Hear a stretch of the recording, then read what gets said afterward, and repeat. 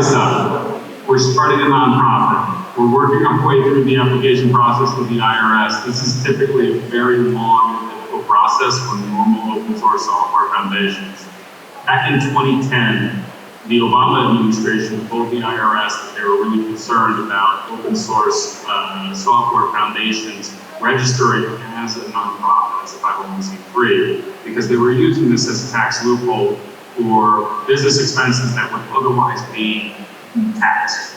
So they would say, that part of the business is going to go through this nonprofit foundation and it's exempt from tax. We're going to be able to take donations, and there were all sorts of shenanigans that people were using under the guise of open source software development.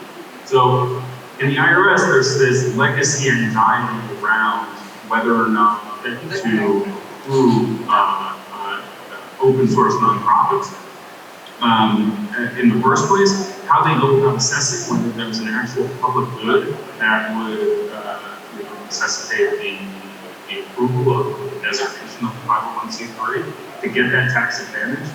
And all of this is pretty high anxiety within the IRS before you even say the word Bitcoin or cryptocurrency or blockchain or whatever.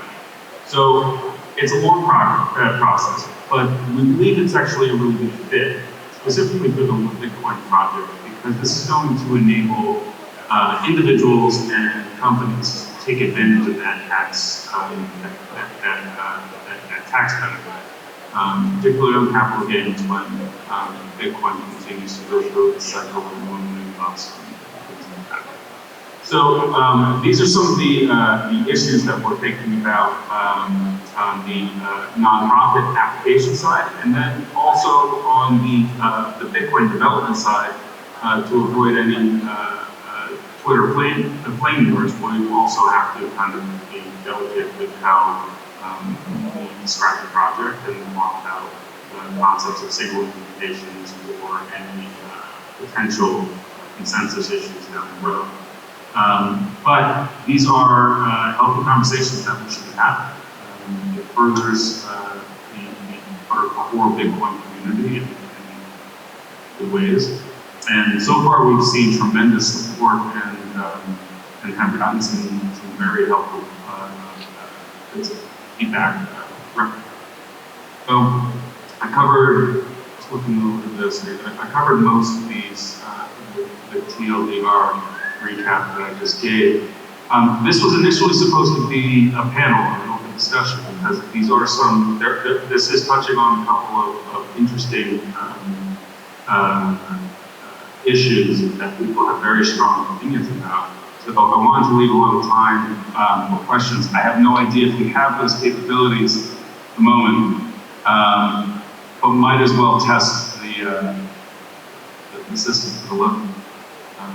So I'll pause there.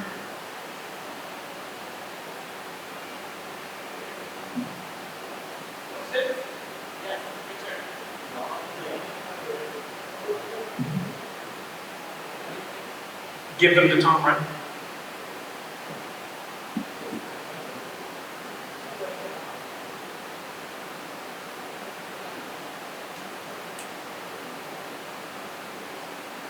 Hello?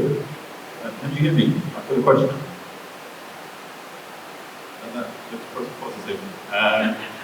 Who knows? We'll find out. So my question was, you talked earlier about sort of when developers become your friends and you're working together in a tight community, and then you kind of lose the adversarial kind of trust model. And I guess we've seen that before with a bug in Bitcoin. I don't think you can hear me, but maybe you can relay this to him afterwards.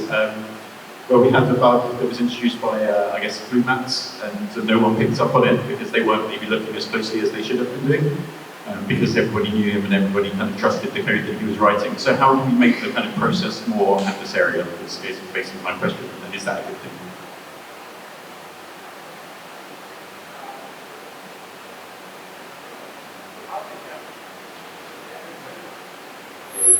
Yeah, so it's multiple mics. I gotta go. Okay. Not tuned for down here. So Tom can't hear us.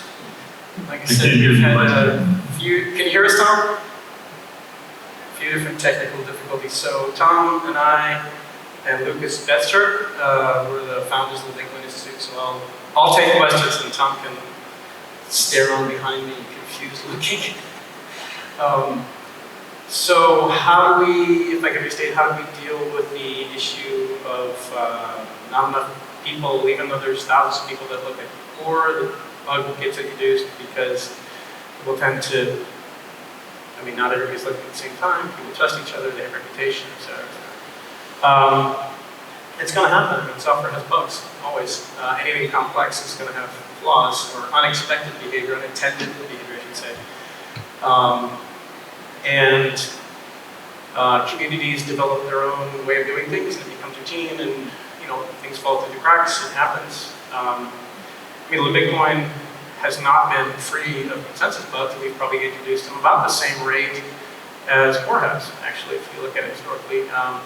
They've never had an impact because there's not a significant community running the Libbitcoin nodes. Libbitcoin as a node is not really mature enough for that, for certain scenarios. So you don't get a lot of that. Like for wallets, it's not ideal.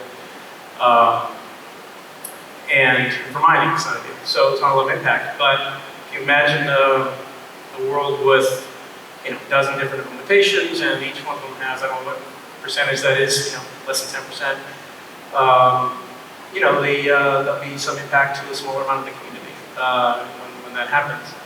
I mean, it's hard to call anything that happens in Bitcoin Core a bug because the community tends to define that the implementation and the consensus rules as whatever's in the code. So if they introduce a change in the code, they've worked, and it's the true. But then there's a whole bunch of other ones out there that aren't, so they try to bring that back together.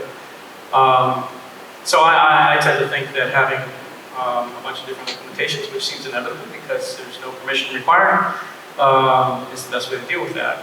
The alternative is, and this has been seen with the one true implementation, is that when there's a new version or there's a underlying dependency change, like happened with OpenSSL,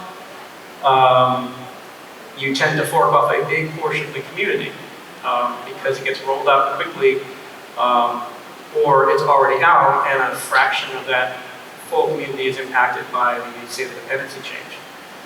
I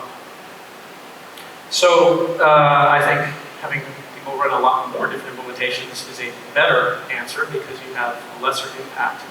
And it's also just important to keep in mind that there isn't one implementation of Bitcoin Core. There's release implementations, there's many, and many of them are out there. So every time there's a new release, there's a new version. There's potential for a new bug. It's not like there's just one version running and that solves this problem.